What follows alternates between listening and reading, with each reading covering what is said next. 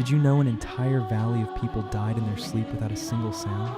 On August 21st, 1986, Lake Nyos in Cameroon exploded from within, not with fire, not with noise.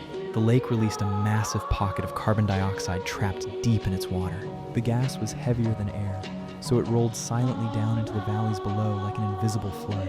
It moved through villages while people slept. Nearly 1,800 people died before sunrise. When survivors arrived the next morning, everything looked untouched. Food still on tables. Livestock collapsed mid-step. Insects dead in the grass. No screaming, no warning, no witnesses, just silence, and then nothing.